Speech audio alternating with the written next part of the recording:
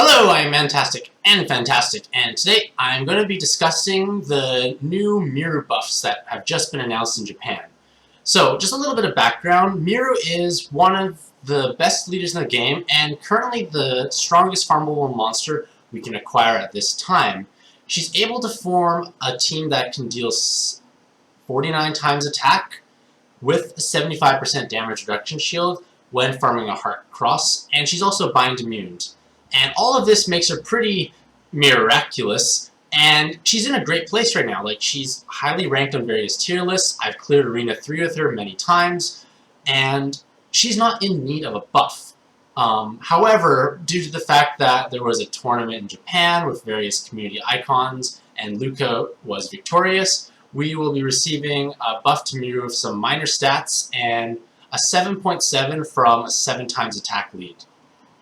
So, how does this make me feel?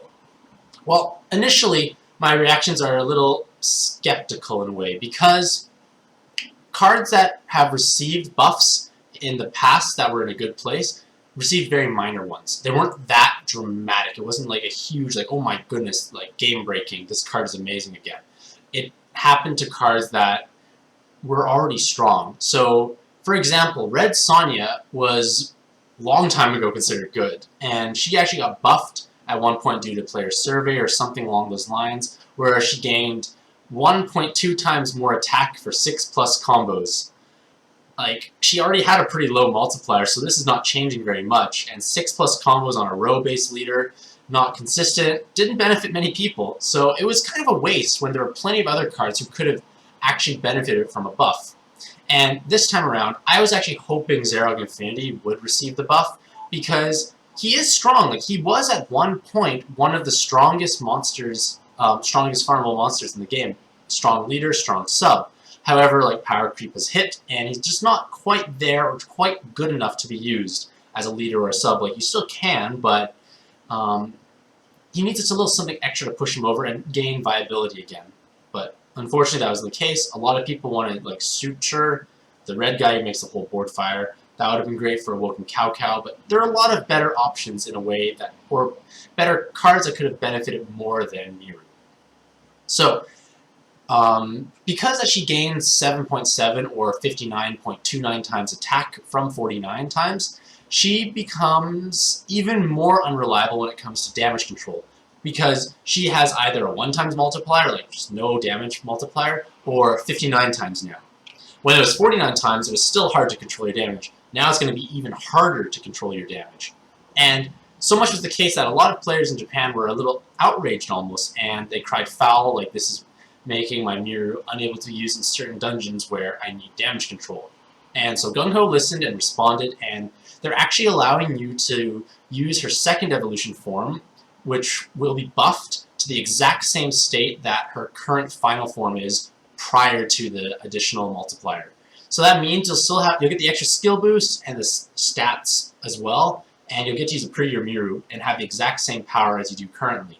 So this is great for newer players who cannot make the second evolution, or people who want damage control if they want a bit less. So, as mentioned earlier, the main drawback of this buff is a lack of damage control. You're hitting 59 times now, compared to 49. Like, that's quite a significant jump in power. Like, it's going to be tough to control your damage. And currently, Sopdet and Parvati are the most notable damage control problematic floors out there in the game. There are other ones like Vishnu, of course, however, and the Radar Dragons. However, their range is significantly wider than the 200 or 300,000, so they're not as dramatic. You can control your damage there still. As such, for Sopdet, this doesn't change anything. When you're fighting Sopdet, you actually never make your Heart Cross unless your team is severely underleveled. Because what you do is you make your Rose and TP8 and no Heart Cross, and just use the 1 times multiplier and chip her down slowly. You have to use lots of actives, but it's relatively safe and it works. So this doesn't change anything. However, when you're playing against Parvati, who absorbs 300,000 or above, this becomes problematic because you can't do the same strategy. You actually have to make your Heart Cross to kill her.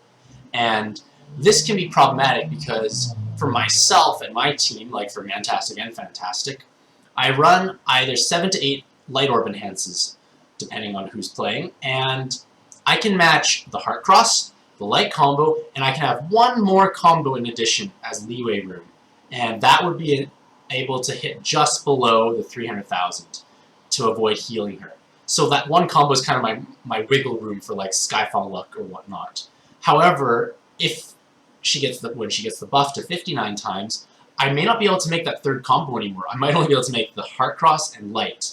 So that means I'm going to be healing her every time I make 3 combos. And that probably will happen more often than I would want. And granted, Parvati is not necessarily a dangerous floor. It's just going to make my runs so much slower. Like, when I get to her, it's going to be like, oh my goodness, do I have to grind the whole 99 turns out? It's not a fun experience. However, this might be even worse for players who run the Wedding-esque Calamari on their team, because she has 7 Light Orb enhances, and that means you might do significantly more passive damage with just the Heart Cross and Light combo. I don't have one, so I can't test it, but it might make your runs against Parvati significantly longer, and that could be frustrating.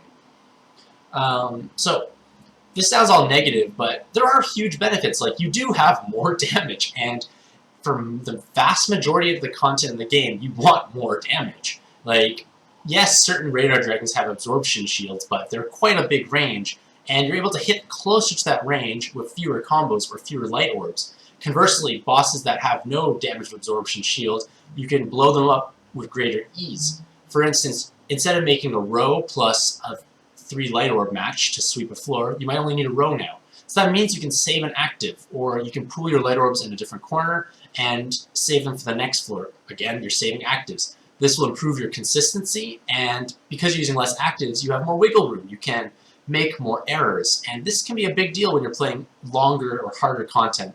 Like, for instance, when I play Machine Hera, some floors for Mantastic's team, I need to make row plus a 3 light match, or either a row and tons of combos. And with this buff, I only need to make the row, so my consistency will go up because I'm using less actives. I can use those actives on the later floor when I normally wouldn't be able to, and I can clear with much higher consistency. So this is a big deal, and the additional health you received does help. Like 400 more health might allow you to reach health thresholds that you couldn't before. So that is significant. 400 is the 200 per liter together. So all in all, this is still a buff. Granted, it's not as large as a buff as players would have hoped for, or what would have probably happened on a different monster, but it's still improving a card who is considered top tier already. And she's farmable, so everyone can acquire her over time, and you can benefit from a high-end leader who can clear any dungeon in the game. Like, I've cleared Arena 3, Hera, Machine Hera, so on and so forth. So it's very possible for players to start enjoying endgame content now earlier, because you only need one evolution to get 49, and then the next evolution gives you the full 59 times. So this is exciting. It might go live maybe in a month or 2, we don't know, but just wait patiently for it. But I would still start farming your Miru if you haven't. She's a tough dungeon. I have other videos posted that showcase how I've been clearing her, as well as written guides, like step-by-step setups and whatnot. So do check those out. It might be beneficial. And just let me know how you feel about this buff. Like, is it good? Do you think it's justified? Is it enough, or is it too much? Let me know in the comments below. There will be a link in the description to this post that I'm reading off of. And thank you for watching, and happy puzzling!